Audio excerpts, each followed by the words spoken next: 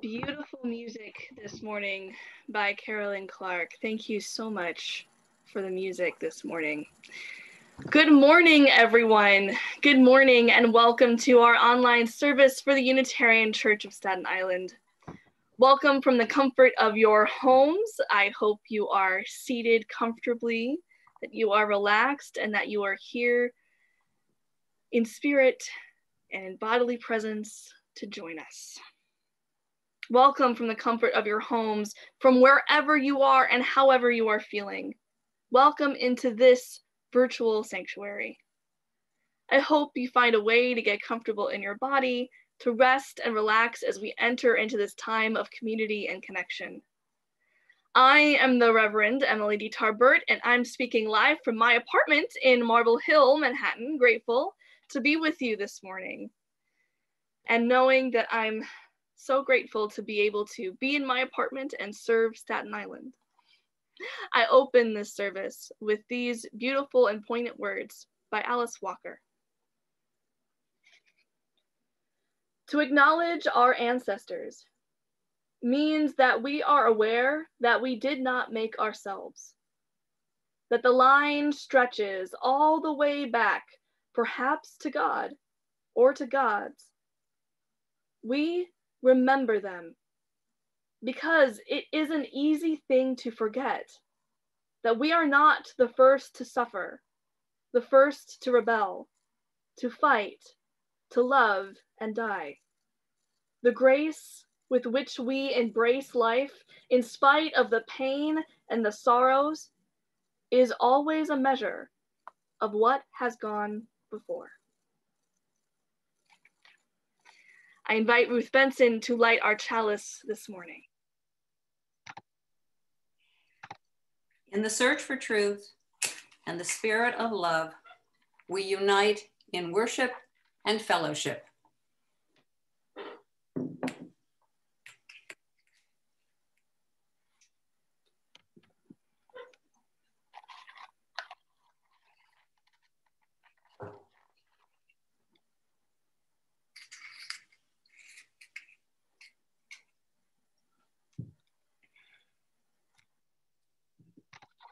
And as a continuation of our chalice lighting, I light this candle for those who've been recently affected by police brutality.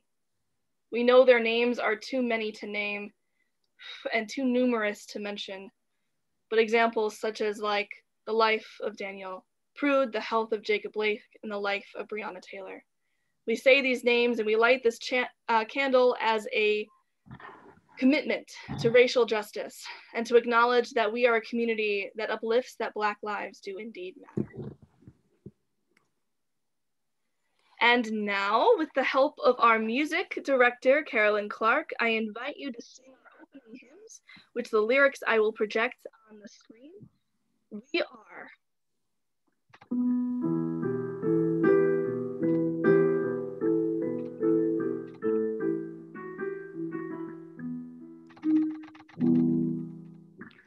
For each child that's born, oh, morning's dawn rises and sings to the universe who we are. For each child that's born, oh, morning's dawn rises and sings to the universe who we are. We grandfather's prayers, and we are our grandfather's dreamings. We are the breath of our ancestors. We are the Spirit of God. We are mothers of courage and fathers of time. We are daughters of dust and the sons of great vision. We're sisters of mercy and brothers of love. We are lovers of life and the builders of nations. We're seekers of truth and keepers of faith. We are makers of peace and the wisdom of ages. We are our grandfather's prayers, and we are our grandfather's dreamings. We are the breath of our ancestors. We are the spirits of God. We are mothers of courage and fathers of time. We are daughters of dust and the sons of great visions. We're sisters of mercy and brothers of love. We are lovers of life and the builders of nations. We're seekers of truth and keepers of faith. We are makers of peace and the wisdom of ages. We are our grandfather's prayers, and we are our grandfather's dreamings. We are the breath of our ancestors. We are the Spirit of God. For each child that's born, a morning song rises and sings to the universe who we are. For each child that's born, a morning song rises and sings to the universe who we are. Each child that's born, a morning star rises and sings to the universe who we are. For each child that's born, a morning song rises and sings to the universe who we are.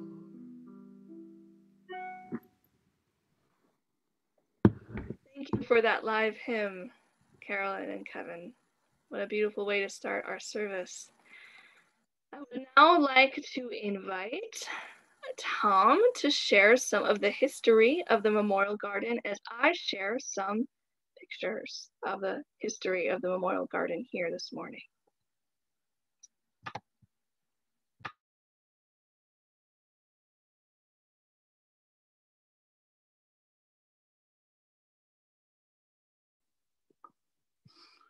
Good morning, everyone.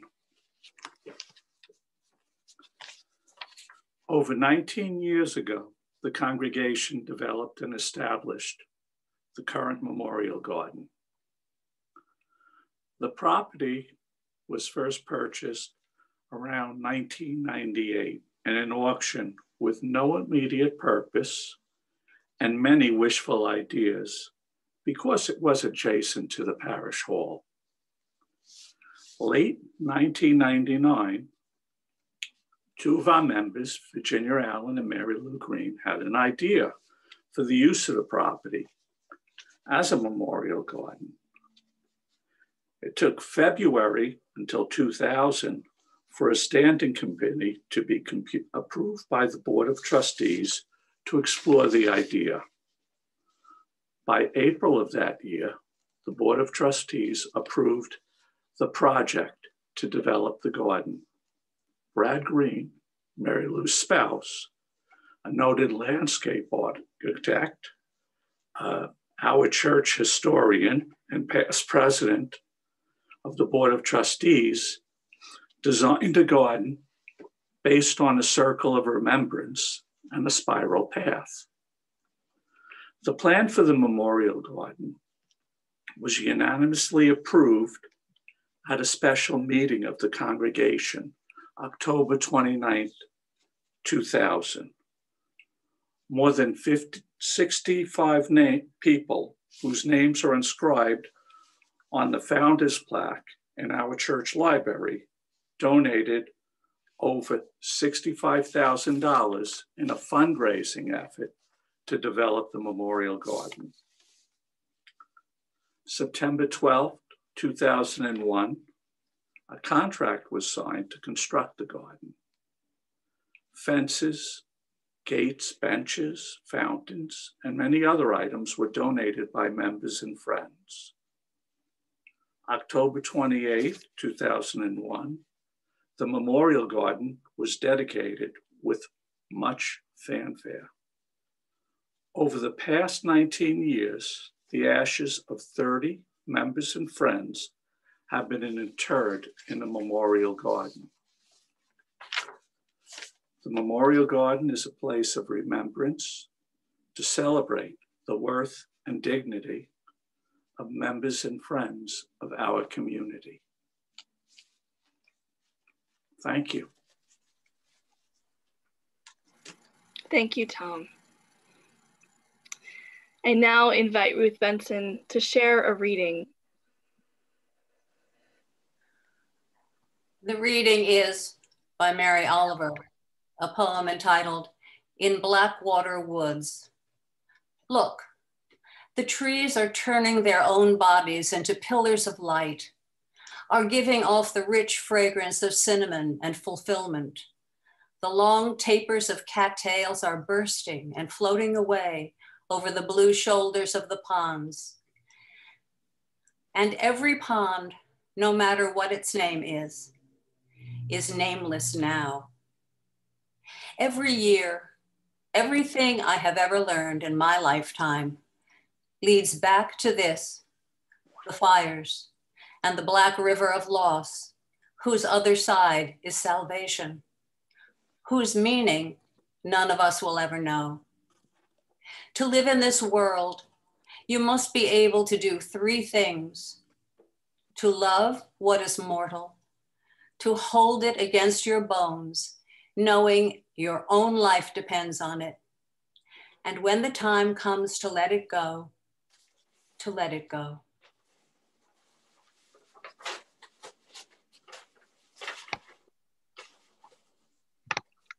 I love that reading from Mary Oliver. The three things that are required: to love something, to hold it as if your life depends on it, and when the time comes, to let it go. It speaks to something so very mortal and human, and often something we don't like to acknowledge in our broader society. Taking time to remember and acknowledge those who have passed is a radical act of compassion and humanity. And right now, we live in a culture that wants our grief to be brief. It expects us to carry on as if nothing has changed, to keep working as if we're not living in one of the times that has seen one of the largest death rates we've ever seen in our lifetimes. We live in a society of pressures to just keep working and keep carrying on and keep living. But when we lose someone we love, our entire world changes and everything shifts. I know it's a desirable impulse, even in the middle of this pandemic, to try to live or get over it or get to the next happy part where everyone is living. And sometimes moving on and being busy and not taking time, it can feel fleetingly better, but it's fleeting. Because when we do not sit with or acknowledge our grief, it often feels like a betrayal of our own hearts, as well as the spirits and the love of those we acknowledge. We need time and rituals and practices to share this human act of grief, of the transition and the time it takes to let things go. And the only way to truly honor those who have died is to speak their names, to share their memories, to talk about their legacies to us, the living, to let their spirits be greeted with love and their stories be told year after year after year. So this is why we do this. It's why I'm grateful for this congregation to have a memorial garden, a place where we are able to honor and inter the members of our community and of our wider society and families. We reflect on those who have passed away and we will share their stories. We cultivate our memories like a garden. We laugh and we cry and we tell their stories yet again so that their legacies can live with us, can be alive and be shared. So I am looking forward to the garden of memories we are cultivating in this service today. I'm looking forward to hearing the memories and the legacies and the laughter, honoring our shared humanity and remembering with compassion all the people who made us who we are, because we're gonna need it in the days, in the weeks, in the months and years to come, just as we need it every year. So now I invite us to share some memories. I have gathered some photos of those who have been interred in our memorial garden or those who have passed away this year. I'm going to share the photos and then invite family members, friends, or others to speak their memories aloud in this service. These photos happen in no particular order, but you will see with everyone the amount and wealth of memory and stories that are shared.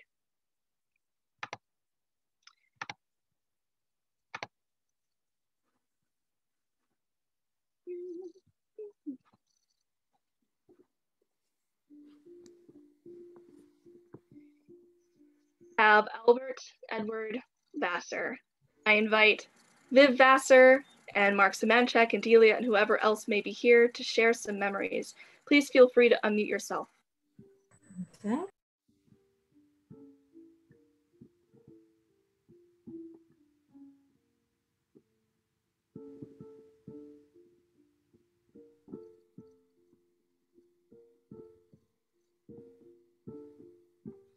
You're still muted. I'm gonna ask you to unmute. No, you're muted again. Okay, now I'm unmuted. Yes. Okay. You know, seeing that picture of my dad, he died when I was right out of college. So, you know, I really knew him more as a child and a teenager. And I was thinking of all the memories I have of him. And as I was thinking about them, I realized how much I'm so like my father. And it was nice to reflect on that. He was a very friendly guy, loved talking to people, loved meeting new people, learning new things. And I think I'm a lot like him. And he also loved to shop at thrift stores. And I went with him all the time. I learned a lot about clothing from him. And I really, I appreciate all the time he spent with me at thrift stores. And we miss him and think about him all the time. Sharing those memories, Viv.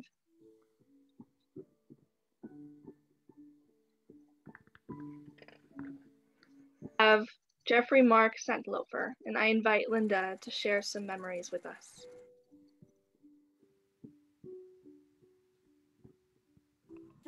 I unmuted myself successfully.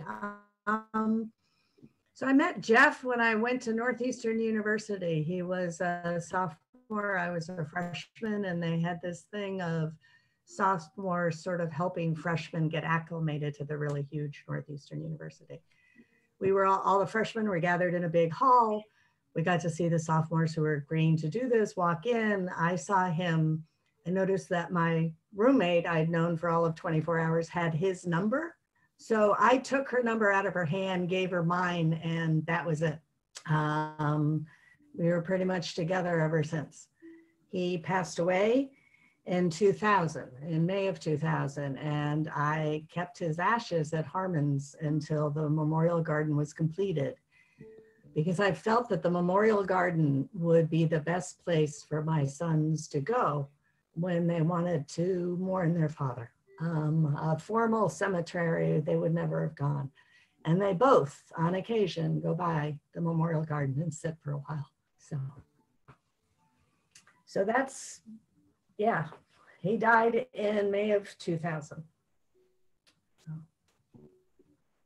Those beautiful memories of Jeffrey.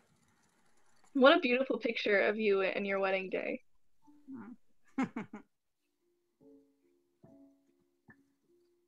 We have memories of Jonathan Borton, and I'm very grateful to be joined by Minister Emeritus Reverend Ben Borton here with us today.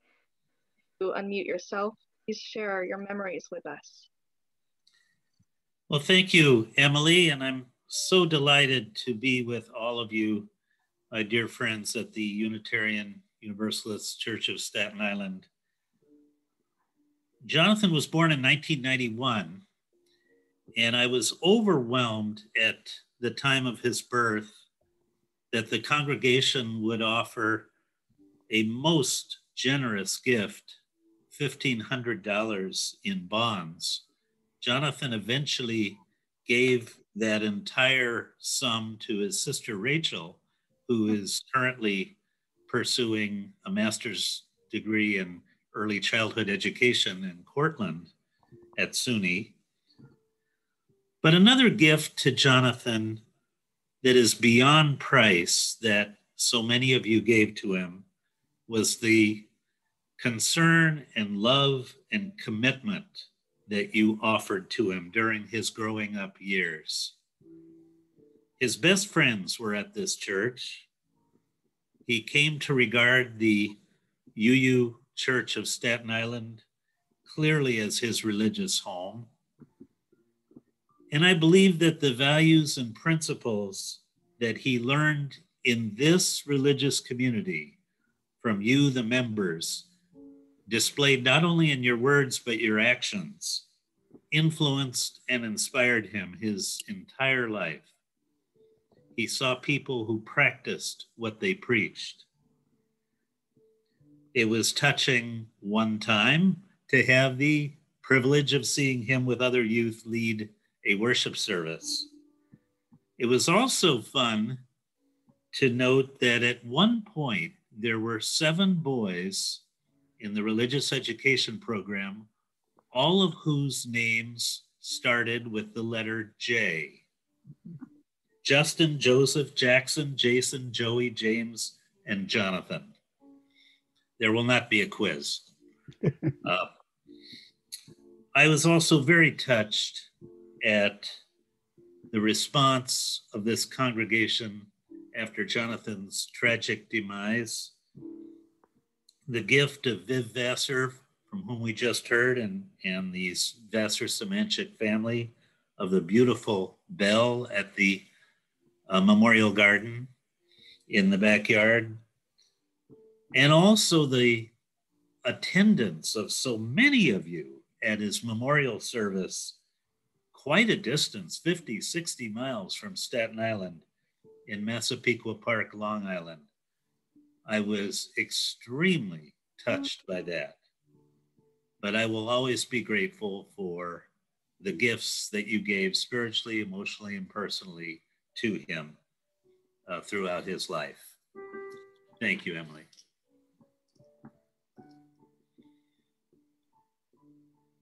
So much, Reverend Borton. It's great to have you with us and to share these memories with each other.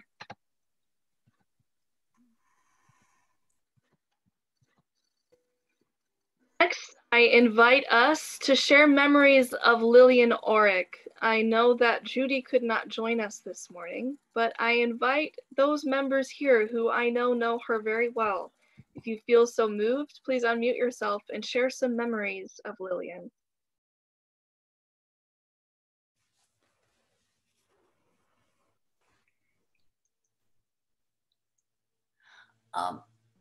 This is Ruth Benson, and one of my vivid memories of Lillian was when the Social Justice Committee decided to do a reading of Jimmy Carter's book about Israel-Palestine, I forget what it's called now, something not apartheid. And we had, a sort of a small loyal group of people who came. And Lillian was one of them. She was our only Jewish member of the group, and she came and she discussed and she listened and she participated for the X number of weeks that we had the book discussion. And then she invited us, the group, to her house to meet a group of rabbis to hear the Jewish side of the story. And so off we all went, and we had lovely cakes and cookies and tea at Lillian's. And the gentleman, and I'm sure it must have been Rabbi Sussman, and I can't remember who all of them were, but there was a group of maybe 3 or 4. Seemed like a big crowd of them anyway. And they gifted us with, I think I have it on my shelf, my bookshelf back there. They gifted us with the Alan Dershowitz, I think it was the Alan Dershowitz book about the whole Palestinian situation, which we thanked them for very graciously, this matching book to the book we were reading. And I just love this about Lillian, you know, that she would come and she would join in and she would bring perspectives from both sides. I think Lillian always liked to be fair and balanced. She was a bit of a stickler when we had meetings in our annual congregational meetings, to be sure that the bylaws were properly followed, that everything was done in right order. And this is something we always remember about Lily, and she just had that little touch of the contrarian about her, which made her who she was. And she was a delight. And I really like Lillian a lot and miss her. So Lillian is one of the people that I want to grow up to be. She, on the one hand, was completely outspoken and took no guff from anyone. And on the other hand, she was one of the few people who wrote me letters. She would write me thank you notes. She would write me a letter just to say hi and find out how I was doing. And it was a great mix to have a crusty outside and a considerate, soft inside. I'll just say that that was just such a great picture of Lillian. She did have a great smile, and it was always a joy to see that smile. And as you know, Ruth and Ron have already said, she could be a bit crusty, and I think that was what too many people saw without realizing, you know, the depth of her feelings. She was a woman of great convictions, and she would share them, but she would also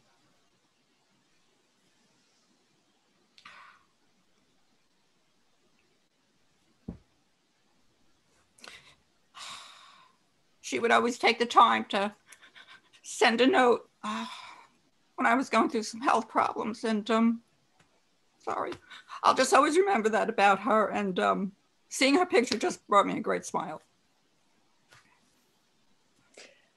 I would say Lillian to me, you know, there's people that I didn't know her in depth. I'd never been to her home. But she's like a favorite, you know, like when you have a favorite. She was a favorite person for me because she was very different than me. And her straightforwardness and unabashedness to say what she really felt also often came to me as a humorous experience. I just thought she was, you know, fantastic. I would, you know, I would wait to hear what she had to say every time she opened her mouth, because it was so, you know, not just a pearl of wisdom, but it was her whole persona was so, you know, what's the word? I don't know, just outspoken and clear. And I really loved it. And she was one of my favorite people at the church because not just for entertainment's sake, but because I really thought she always was balanced, and her thoughts meant something to me. And she reminded me a lot of my husband, who would say things that were like, oh my God, didn't care what you thought in the end, really, but was very loving. So she's my favorite. Thank you for all of these memories, and everyone. So great to share Just Can I say something? yes. Can I say something also about Lillian? I feel compelled to. She was Sure. also one of my favorite people. And as an accountant, I always looked forward to the annual meeting when the budget and the financial statements would come up, because I knew she would always be outspoken and analytical and keep everybody on the right track of where to go. She was an amazing woman. I loved her too. I'd like to say a couple things about Lillian, if I could. Lillian, at the annual meeting, she actually read every report. And she would sit and talk to you about your report afterwards. Whether it was building and grounds, whether it was finance, whether it was flower committee, whatever it was, she would talk to you about. She was also extraordinarily kind. When we gave up our car, she would make arrangements to pick us up and drive us. Now, and that was hard for Lillian, because Lillian didn't make left turns. She'd only make right turns or go straight, which became a problem sometimes in getting to places. My last story about Lillian is one when my son, as a mailman, was covering the route of her normal mailman. And he came by one time during the summer, and it was quite warm and quite hot. And she said, "Would you like some water?" And he said, "Okay." Before he knew it, he was sitting at a table with water and a meal. And he was like, he really couldn't do that, but he also couldn't upset Lillian and walk away from it. So he sat there and then had to go crazy afterwards trying to make up for the time. But she was so sweet and so kind. It was like really appreciative. Okay, street guys. No, thank you. I'd like to say something if I could. Of course, please. Lily and I were very dear friends. And we used to go on what we call our adventures. We would meet at the ferry, and sometimes we had no destination in mind. We'd get on a train or get on a bus and get off wherever we felt and explore a neighborhood. We wound up in Dumbo one time, you know. I'd often meet her at the Metropolitan Museum of Art, where she volunteered in their library.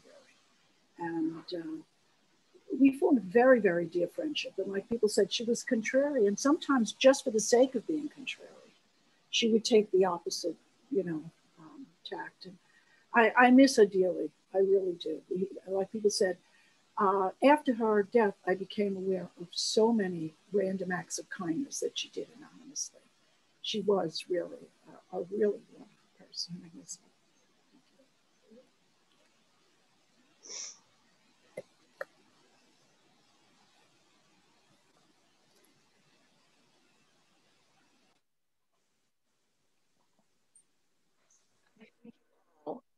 For sharing all these memories, sharing the richness of someone's life, because that's how we continue to carry their spirits with us.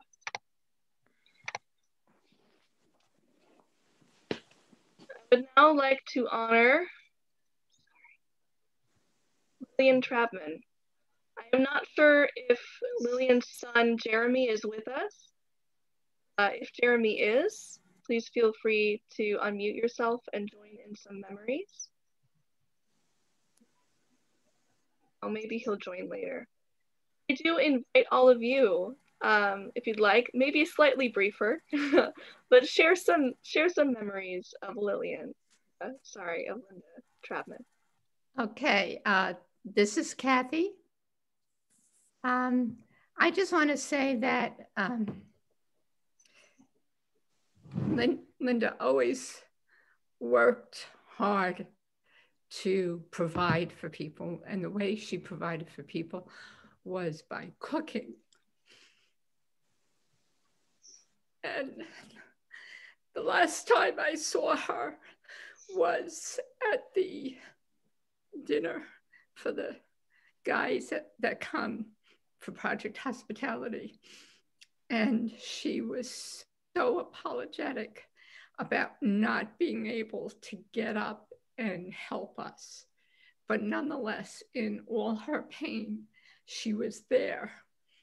So it was who she was.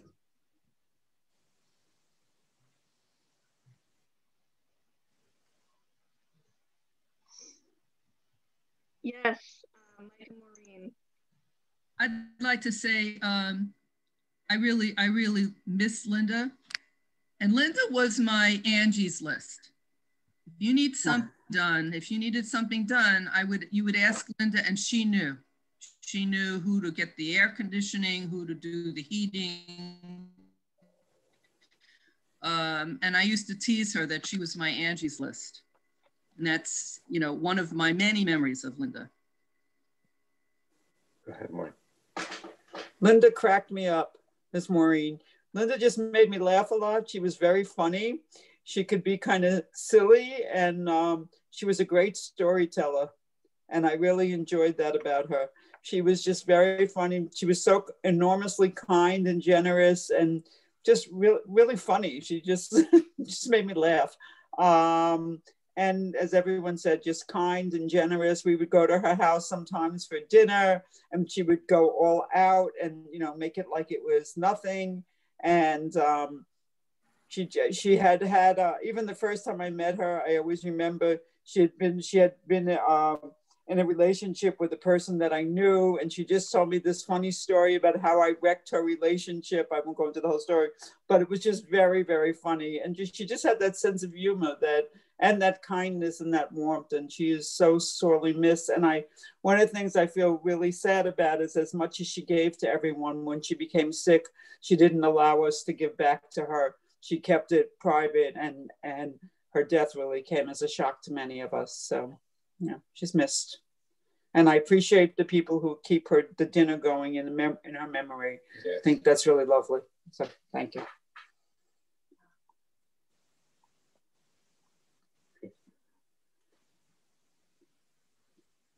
Move on, but do want to just highlight the fact that Linda was so incredibly generous, gave so much of her spirit and herself.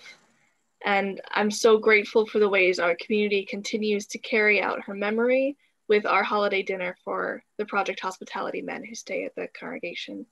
There is a plan for that dinner for this year. Please feel free to reach out to me or to Sarah Dolinar or to Sue Flynn if you want to get involved.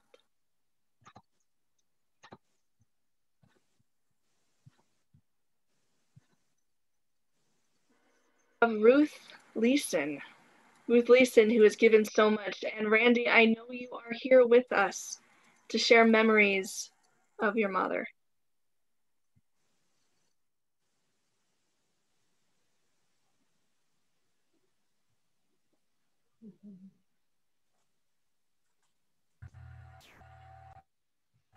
You know. Oh, there we are now.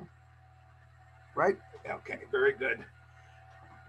There she is with her sister, Helen. They grew up in Staten Island. Her sister's going to be 101 in December. And, you know, she made me what I am, such as it is. You know, we were very close. You know, my music, my arts, my politics are all hers. And, you know, she died in December of 2016, not really being too aware of what was starting up at that point.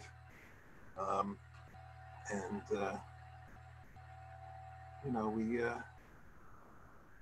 it's a, you know, quite a loss. You know, I find it very difficult, but, you know, she brought us to the church. It was the 100th anniversary. The baby boom was on, and the older congregants were so thrilled to have all those children coming in, and maybe that will, you know, that's happened a bit in our current times also. It's not the same, but you know, she brought us in, and I've continued on as we began.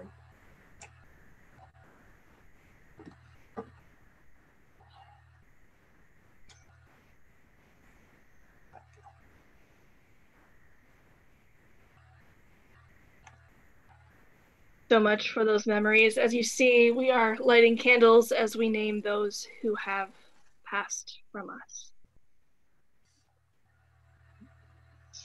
And I will invite Ann Matches to share memories. Oops. Looks like I'm fussing, right? In that picture. But oh, behind me is a picture of Ben that someone made for us when I was pregnant with Abraham. So 12 years ago, Ben died after 9 months of being incapacitated after a stroke, which was a surprise. And so I guess this during COVID, just to jump forward, you know, Ben was a unique, like all the people we're talking about, there's so many, you know, we could say, is it our community? Or I don't know, people who leave us seem to like live on in a very strong way in our minds. And that personalities, very strong personalities, everyone we've mentioned. And Ben was one of those contrarians and funny. And as a performer, he had a lot to offer. And so I've waited 12 years now. I have not looked at any of the videotapes, which were sort of moldering in my attic. And I felt so guilty. So I actually made myself have them digitized, which was really, I don't know why I couldn't do it, because I don't know, it was really hard. So I've been watching them bit by bit, and it's, you know, it's a funny moment where you're looking back at something so lively, and video is different than a still picture. So it's a hard thing to manage, but I would recommend people, if you have something like that, to do that, because that was his personality. That was, you know, performative work was his gift, and gift to my family, and it's worth preserving. And even if it's hard to see, because it's just a different format, it's a different experience to have voice and movement and energy coming through that medium. But that's who he was. He was full of, you know, he a weird voice, you know, and music, you know, singing and all the different things he did as an actor and storyteller. That was his personality. So that's just my 2 cents about getting to, you know, a dozen years later with a person like Ben Jacobs. So like it's worth preserving some of the more difficult things that are there. And that's a beautiful photo. I have the spotlight up for you, and that's a gorgeous photo behind you. Yeah. I feel like it shares a lot of Ben's personality just in that photo of you both. Thank you for sharing that with us. And thank you for sharing these memories.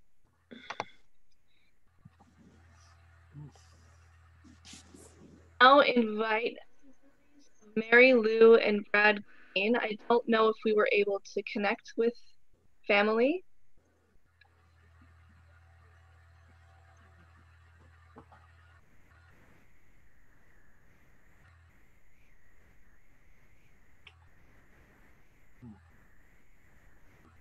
Both of them. So Mary Lou was responsible more than anyone else for me becoming a member and becoming active in the Unitarian Church of Staten Island. John and I came, we were very excited to be able to come and be members of the church, but we were in the back row. We weren't doing anything. And we used to have, instead of winter fair, instead of a holly fair, we used to have a strawberry. And she and Brett invited us to come work at their plant stand.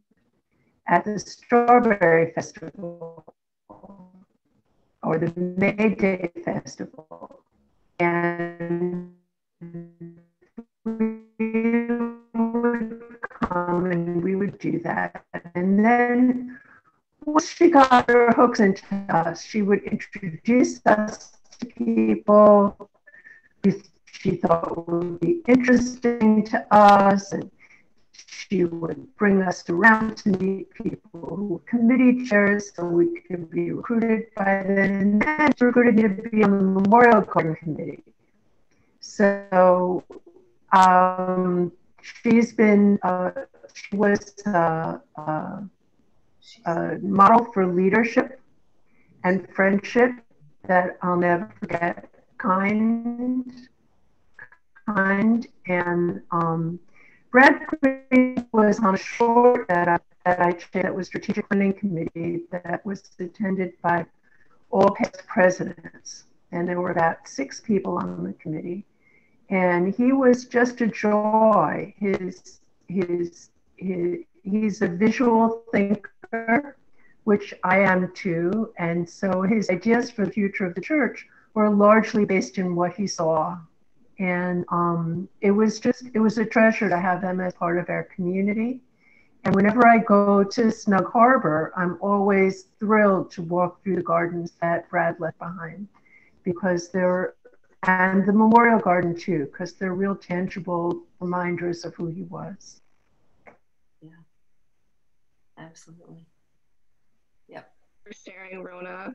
Oh, that it was. Can I add something? It's going in and out, so it's a little hard to hear you, but I'm so grateful that you shared all your memories of Mary Lou and Bradford. Can I add something? Yes, of course. Well, Rona spoke before and said that she wanted to grow up to be Lillian. I wanted to grow up to be Mary Lou. She was the ultimate greeter and the ultimate church member who was able to ask you anything and you would do it.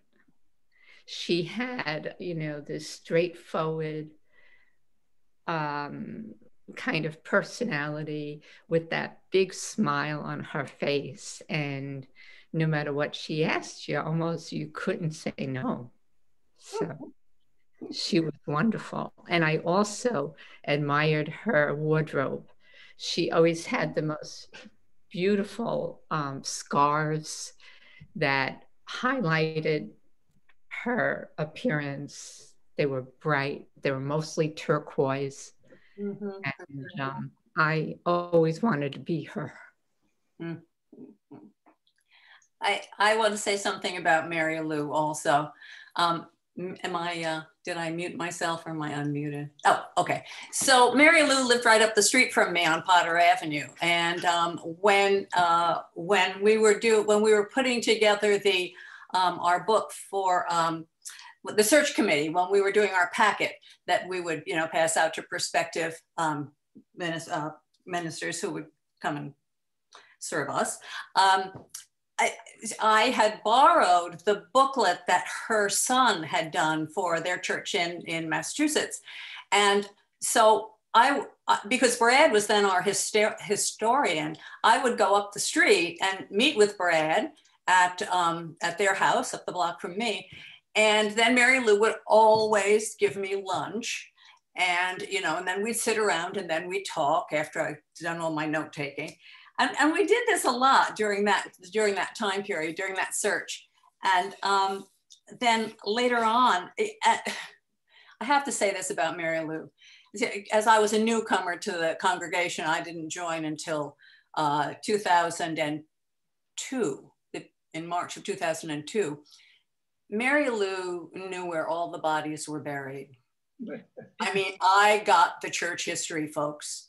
So I knew everything about everybody because Mary Lou knew all the stories. And it's just very interesting stories, by the way. And when she and Brad could no longer be on their own in the house up the street, they moved down to Seaview. And then I used to go down and pick them up, and we pile the walkers into the car and I bring them to church. And Mary Lou would always, on the ride up, 20 minutes up, 20 minutes back, she would just regale me with stories from her life. And one of the things that we found out that we both had in common was that we were both seamstresses.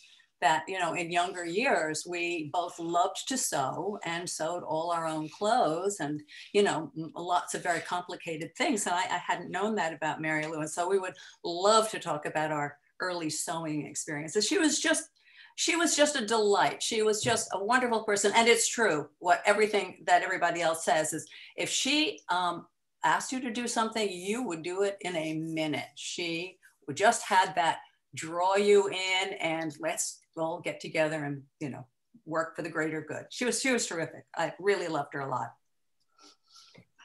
Thank you for such lovely memories of Mary Lou and Brad. I would also like to say about Brad that I remember him coming to our house when we had some questions about our backyard and our garden, and he sat with us in the backyard for a good hour or two, telling us exactly what we could do and how to do it and where to get the stuff. And it was just so wonderful and generous of him to spend the time to give us that advice. And we still have the design that he suggested for us. We haven't fulfilled it all, but we have fulfilled some of it. And it was just very generous of him.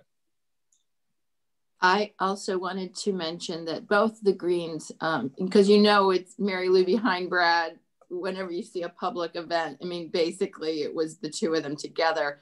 But if you look up, Saving the Greenbelt on Staten Island, which I think many of us have been walking recently, is thanks to his work, working, when they were selling that property, 1964, that's a long time ago. I was only like 3 years old, but he worked with, grassroots individuals to save that land and make it a greenbelt.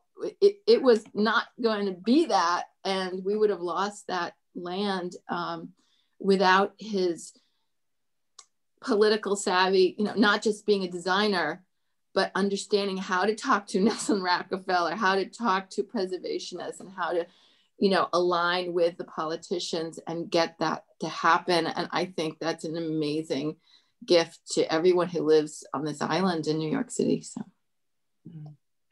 I'd like to chime in, Emily? Oh. Ben and then Virginia, if that's okay, Virginia. Thank you. Yes, fine. Well, thank you. Thank you, Virginia. I certainly echo the sentiments that Rona and Kathy have said, that Mary Lou was able, in an uncommon way, to greet and get to know people without asking overly intrusive questions, and really come to know the person well and make that person feel affirmed and welcome. Both of them, Brad and Mary Lou, were mainstays in their own way of the congregation. And an additional aspect of Mary Lou's contribution was her passion for flowers. She cultivated the art of ikebana, the Japanese flower arranging, but as well cultivated the flower committee by offering a wonderful luncheon at the beginning of the congregational year, and then rotating Sundays. Always there would be a beautiful flower arrangement for the services. Brad also, as mentioned, was deeply involved with nature. He's really one of the distinguished landscape designers in this part of the country. He did some very impressive gardens apparently in Pittsburgh, Pennsylvania, but he did the design for the memorial garden, ecologically sound and simple and very dignified. So very, very much admired both of them. Thank you. Virginia. I was going to say, can you hear me? Mm-hmm. Yes. I was going to say, I was always, when I first started coming to the church, always greeted warmly by Mary Lou. And she recruited me for the flower committee, which I still enjoy to this day. And I was going to mention the luncheon she had at her home for the flower committee, which was always very delightful. And when they moved up to Seaview, they got to know the other residents and they involved themselves in the activities.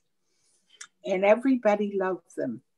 Yeah. They were very well loved and missed by the community at Park Lane and by me as well. Thank you. Thank you so much, everyone, for all of this.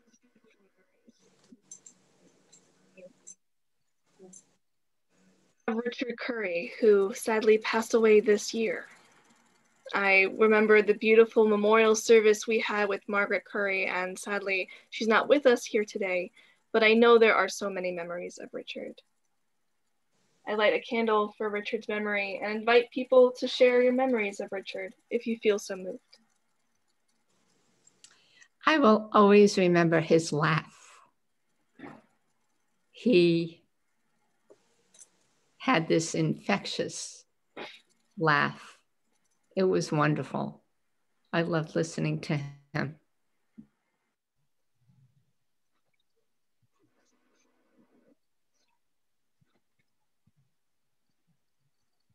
Else would like to share about Richard Curry? Richard was one of the reasons that I joined the church. I knew him before I joined because he was the brother-in-law of one of my neighbors, and he was just so intelligent and thoughtful, and he just seemed like the kind of person I would like to be with. Like in the sense of community. I'm not talking about, coupling up or anything like that, but just somebody, you would want this guy, to be part of your community, to be part of your life. And he brought me to this church, and I'm grateful for that.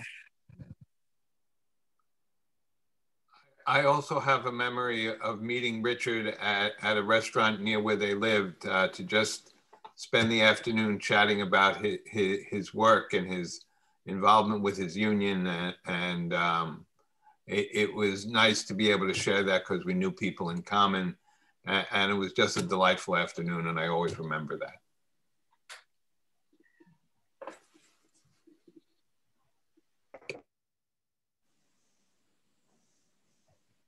Grateful for all the members. Richard, sorry, yes, Ben. Richard was a professor of English, and he especially had a passion for Dickens, and a very intriguing person, the way he communicated. I really will miss him too. And it would be remiss without saying that so many, at least of his time, Richard Curry did so many of the social justice efforts with the congregation, was very involved in showing up for action in a way that lived into his integrity and values. And so I know we share that memory along with his life. I invite us to reflect on the life of LT. I am sad that LT also recently this year, due to COVID, has passed away. And I know he was a huge impact, not only on our community here in Staten Island, but especially to the NYU community that he worked at, the many countless students that he was part of. Simone cannot join us this morning, but wishes us to share memories and sends her, care to all of our community. So I invite you, if you feel so moved, to share some memories of LT.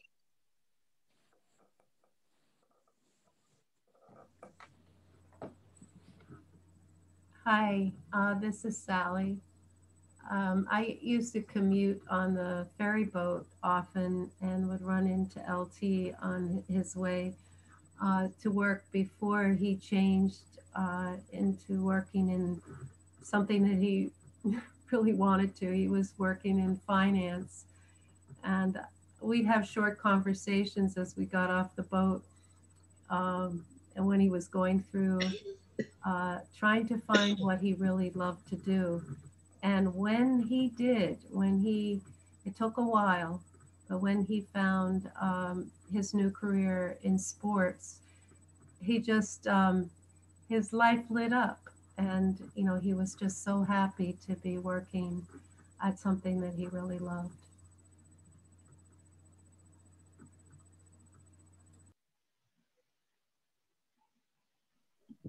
What I liked about LT at church is that he was so approachable, and he would be very willing to help out in so many ways at church, so many little ways, like shoveling the snow or putting out the salt. And, you know, he was very, very gentle person and very giving.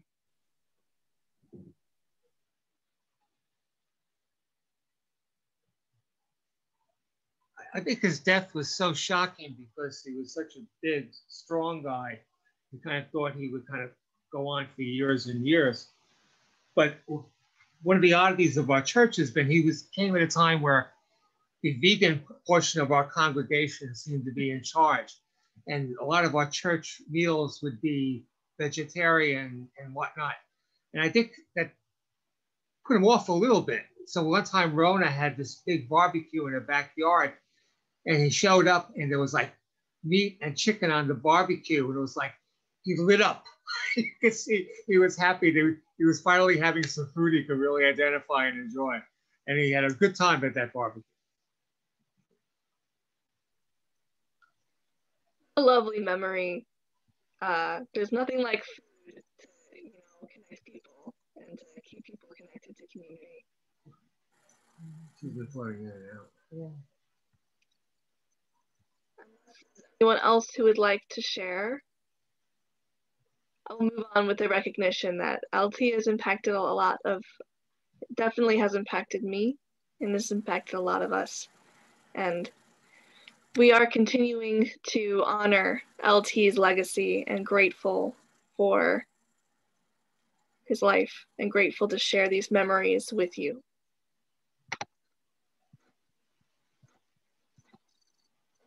I invite Rona to share about her cousin. Share slightly briefly. I know your internet connection was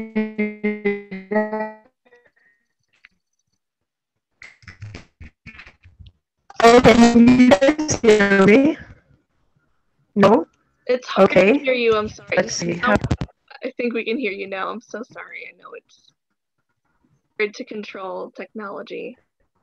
Can you hear me? I can hear you. Okay. No, it's an unstable. I'm talking all the way from Florida. So many miles. I don't know.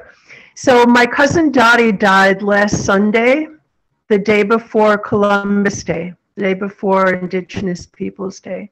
And on the 12th, she would have been 95 years old. She was the younger child of my Aunt Flo. In this picture, I'm on my Aunt Flo's lap, and she's in the back row.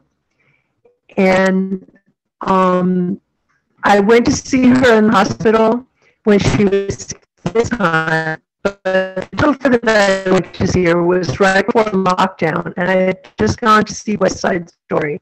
And she told me this wonderful story about when she and Hal, her husband of many years, went to see West Side Story when it was first on Broadway, and it was the most amazing thing because it broke all these rules of theater, and they were so excited by it that it was really life-changing. It was just to hear someone who was 94 years old talk about an experience that was 70 years old for them, as though it were yesterday. So she leaves behind a daughter, grandchildren, great-grandchildren, who all, like Dottie was, they're all great Scrabble players, great board game players. They could all beat me at bridge. You know, so her legacy lives on. So much for sharing that, Rona, and thank you for sharing those memories. I now invite Christine to share. Thank you so much, Christine. Hi, there's my mom. So my mom, Ann Johnson, died just this past May, and she was not a member of our church, but kind of an honorary member because she spent the last close to 2 years living in the parsonage, which was a great comfort for me and the family. My mom was 96 when she passed. She was unfortunately deep in dementia at that point, which was a trial for the family. A slow way of letting go in a lot of ways. And just the other day, I was talking to a woman whose 88-year-old dad had passed, very suddenly this past August, and we couldn't figure out which was the better way to have to let go of a beloved family member. My mom was one of 7, and she was kind of six girls and 1 boy, and she was kind of like, the go-to, woman, mom, matriarch in the family. So most holiday dinners were at our house, and my 2 grandmothers, who became known as the Nanas, would be there, and lots of the sisters and in-laws and such. And she was very much focused on, family life. She and my dad were together for 60 years and were very devoted to each other. And she was very devoted to him because he had a difficult time, spent the last number of years in a nursing home. And she was just, when they still lived in Jersey and he was in a facility there for a while. And then when we moved them both here to be closer to family, she would have her wheelie and she would spend every day with my dad because that was where she wanted to be. We were able to have a very brief, wake and funeral for her in early June. And I know what I said to the few family members who we were able to have there. I said, my mom lived the life that she wanted. And I really feel very strongly about that, for her. And that gives me comfort. Unlike Viv and whoever else said earlier, my mom and I were not alike. I was like, I looked like my dad. I was like my dad.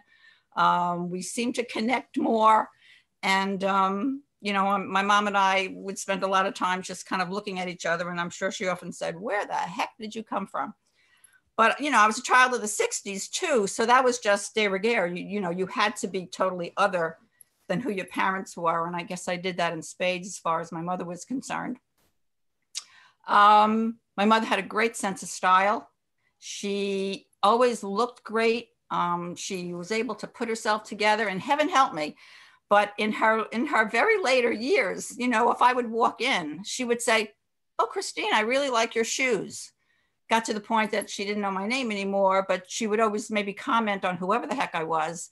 Oh, what is your hair, or whatever it would be. She would always make a comment. And it was one of the last sustaining parts about her that I really recognized as my mom, in addition to the smile. And I like that picture that we took of her a few years ago because it really resonated as the kind of, smile and warmth that she had. As I said before, she was very involved with family. She was never happier than when I had my 2 children and they spent a fair amount of time with her. I was a single mom at that point. And, they have their own special, memories in life with grandma and grandpa. And it was very meaningful for me too, that they were able to have such a good, close, tight relationship, which really sustained my parents and sustained my kids in lots of ways. So, you know, as she's, you know, actually gone now, it's funny, the moments that I have where all of a sudden I'll feel like I'm moving like her, or I'm saying something like her, or which makes me laugh. But it also is a form of comfort. You know, we kind of, you know, if we don't laugh at ourselves a lot, you know, you've got to figure that out, because when I have those kind of moments, I laugh at myself and I say, like, you know, life comes full circle, and you know, we go back to all the different parts of our lives and all the people that impacted us. And if we're lucky, we get reminded that they did impact us and how important they were to us. So I will miss my mom. That's nice. Thank you for those beautiful memories of your mom, Anne, who it clearly is so present in your life, and now is present in our lives. Thank you. How about we all, I'm going to invite all of us to take a deep breath in and a deep breath out. We've spent some generous time with each other sharing memories, and I want you to know just how important it is to take the time to remember those who've gone before. It really is important that we do this. Now our photos are done, and we don't have as much time to share all of our memories, but I know that I will invite you just to simply share names. You can share them in the chat, or you can unmute yourself and share them aloud. And I will light the rest of our candles for the names that you want to name, of those who have recently passed away, or those who are presently in your mind, of those who've passed away that you'd like to honor today. I see in our chat that we have someone who we buried in our memorial garden, William.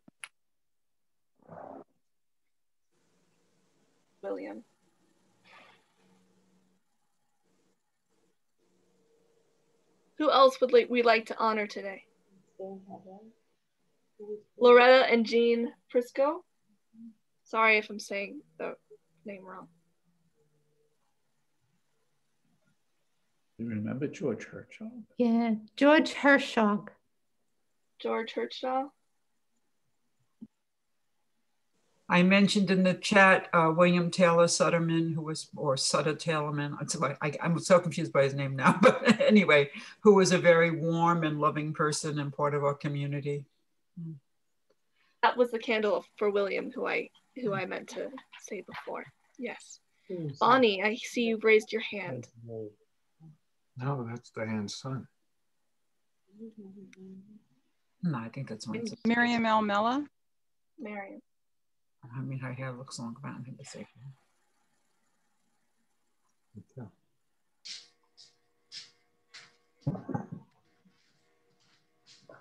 I'll never forget Stan Waddell. Yeah, thank you. Yes, Stan Waddell. And I'd like to remember Lou Hayes, who had been sexton of the church when I came, past president, quite a remarkable man. I know he taught Kathy Santo math at one point. He was a principal. He was on a trustee, I think, of the Health and Hospital Corporation. Had a remarkable speaking voice. It was quite interesting person to work with, and very smart and very enjoyable. He also had these little peculiarities about refilling cartridges for his printers, which was like no one else ever, I never knew anyone who did that, but he would do that. And he would say how much money he saved by doing that. But he was quite a character and an important member of this church for many, many years. I'd also like to remember Al and Lynn Kornblit. I was just gonna say. They were real strong members. And Rona, you remember, you took over for Al with his funny jokes that he would say at all the dinners. Lynn was a remarkable cook. She ran the baked goods table at the fair for many, many years. And I remember I was working with Lynn when we redid the kitchen way back in, I don't know if it was 91 or 2, whenever. And I had so much fun going up to the Bowery with Lynn, looking at kitchen equipment. You know, I just have so many members, and I know we all do too. I want to remember a member of our church, Walter Persons, who's in the Memorial Garden. He was a real radical in many ways. And I remember him calling for a general strike to stop the war in Iraq. And he would be calling for a general strike now if we don't get a just transition. You know he would be. Walter Persons, presente.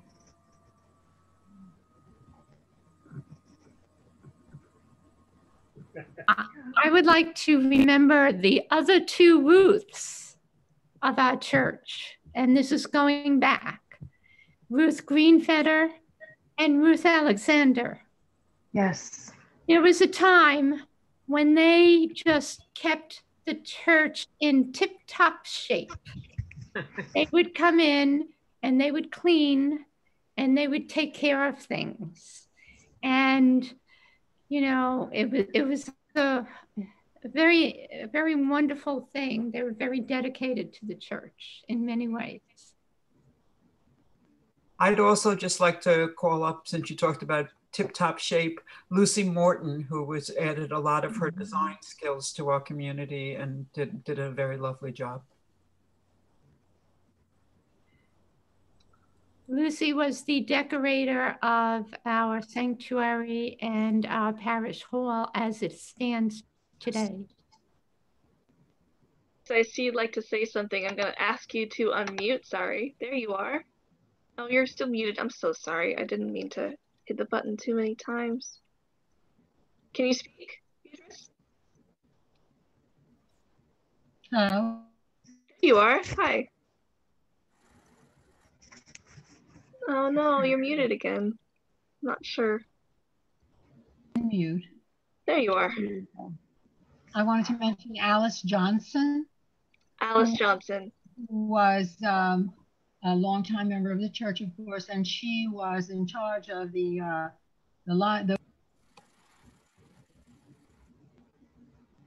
at the Christmas festivals that we had, and she was a wonderful person, very, very intellectual and kind at the same time. And I remember that she welcomed me to the church when I first came. And I would also like to mention someone you don't know, my brother, Walter T. Bellows, who passed away this summer, July 27th, 3 days before his 85th birthday.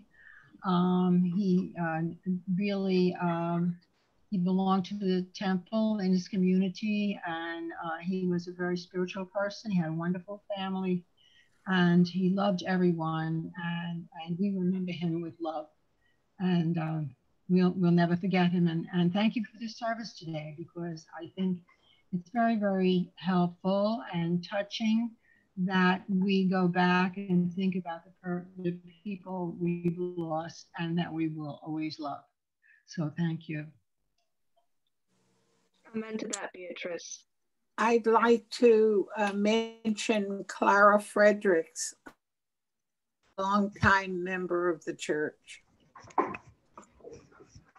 Clara Fredericks. Thank you. I'd like to just talk about the Cassis for a little while. Norma Cassi was the treasurer of our church for a long time. They retired, they moved to Florida, and they continued to support the work of our church through their bequest after they died. And we were their church always.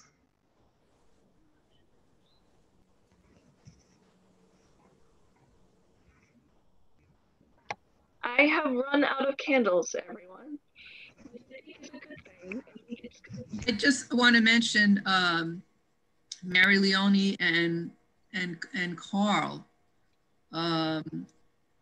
Carl, before I became a member, was very instrumental in having a theater group that actually did plays on the stage of our church in the parish hall. And then they also moved, I'm not sure if they moved to Florida. Carleone. Yeah. Carleone. They were longtime members that many of us knew. I'd like to talk about Alice Johnson. Alice was very kind to the kids in the RE group.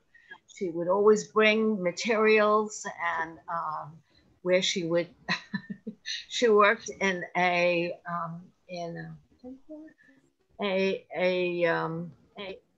thrift shop. Thrift shop, yeah, and she would always save some of the materials for the children so that they could do crafts. But one of the stories that Alice tells is that, besides, by the way, saving feathers from her bird for my son, she would tell stories about the fact that she hadn't gotten the vote until late in life. And when Obama ran, she said, I finally got to pick and choose somebody that I liked to run for president. So I thought that was a wonderful little story. She was very kind to Jim and I. Thank you for those memories. Everyone, I think that the time has come to end our sharing of remembrances, but just know that there's always more names to be listed. There's always more people to honor, and I'm so grateful we've set aside this time to remember their memories. May their memories continue to be our legacy, the legacy we, the living, carry on in the ways that we act, in the love that we give, in the laughs that we share. I am going to remind you at this time, we're going to go into our offertory and then close out our service. A beautiful offertory that's been prepared by Eleanor and Kevin that will be shared. I just want to mention briefly, for the sake of time, we won't go into the full pitch right now, but I do want to say we have a memorial garden at our church. You can be interred there if you feel like you'd like to be. Please reach out to us for your end-of-life planning. Please feel free to donate to our garden for its upkeep. I'm so grateful for the Vassar Semantic family who has, during this pandemic, been regularly replanting mums, flowers, and caring for this garden in a way that keeps us up, as well, of course, as Deborah, our building supervisor. This garden is such an important part of our church and our community. So please think about it as you think about other plans. Rona, any quick little things to add to that? So I just want to say that the Memorial Garden Committee is a great committee to be on. It's chaired by Diana Zarcolone, and we're looking for members. So if you like horticulture, if you like oral history, if you want to continue on this heritage of remembering those who've passed, call Diane. Let her know you're interested in being on the committee. Yes, please do that. Please do that. Right, I will now invite us into our offertory because we know, besides our memorial garden, it takes the gifts and the resources of our community to make our community possible. It takes all of us. And I'm so grateful for the work of Tom Saluga, who has created our charity PayPal page. You can give in many ways. The link that Sally has put in the chat, you can pay by debit or credit card. I will also share with you the link if you have an existing PayPal account. You can give for our charity fund. You can also, of course, mail checks. We do have someone at the office who regularly checks our mail. So if you are not technology inclined, feel free to old-fashioned mail us checks, but know that it's your support that makes this all possible. Carolyn, I invite you to share the beautiful video of Kevin and Eleanor singing our offertory today.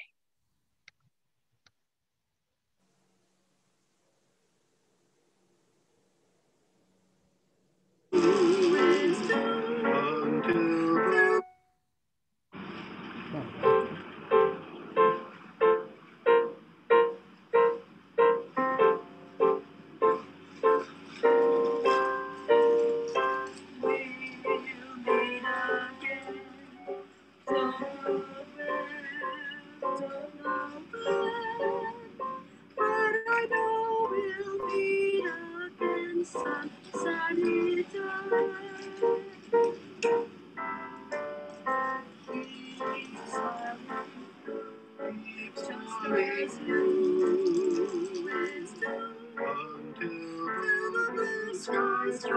while the darkness far away. So will you please say hello to the folks that I know? Tell them I won't be long. They'll be happy to know that as you saw me go, I was singing a song. We'll meet again, don't know where, but I know we'll meet again some sunny day. So will you please say hello to the folks that I know? Tell them I won't be long. They'll be happy to know that as you saw me go, I was singing a song. We'll meet again, we'll meet again. Don't know when, but I know we'll meet again some sunny. Now we'll meet again some sunny. Now we'll meet again some sunny day.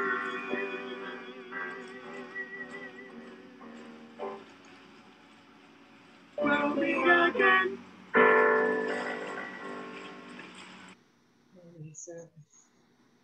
So much, Carolyn. I invite Ruth to extinguish our chalice for the service today.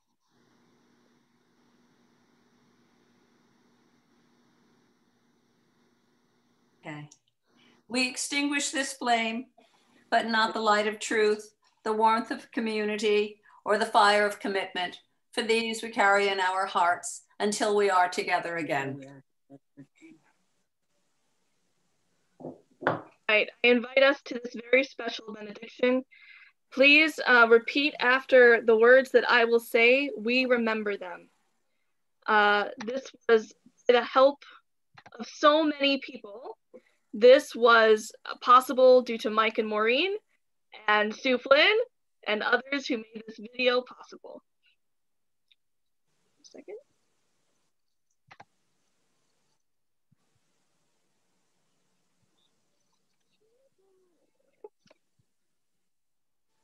With this blessing from the Memorial Garden.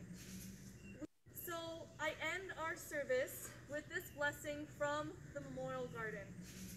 We know it is because of those who've come before us in our community. People like those who are interred here, or like so many others we have known, that have made our community what it is. And so together, we will bless them. I invite you to join me in this blessing by repeating after me whenever I say, we remember them. In the rising of the sun and in its going down, we remember them. In the blowing of the wind and in the chill of winter, we remember them. Remember them. Remember In the them. opening of the buds and in the rebirth of spring, we remember We them. remember them. In the blueness of the sky and in the warmth of summer, we remember them. Is that her In the daughter? rustling of the leaves and in the beauty of autumn, Yeah. we remember them. Oh, I don't know. I can't tell. In the beginning of the year and when it ends, we remember them. We remember them. We remember We them. are weary Remember and them. in need of We remember them. Oh, we didn't say anything. We- did we?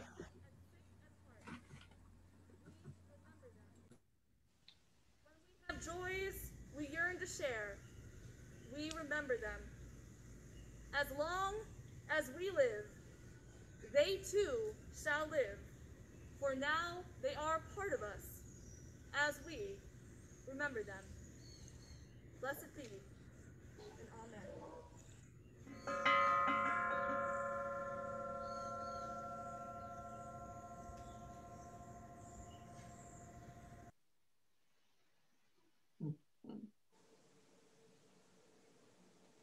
That is our service. So much for staying with us, for sharing your memories, for opening your hearts in such a way. It is a joy to share these memories. We have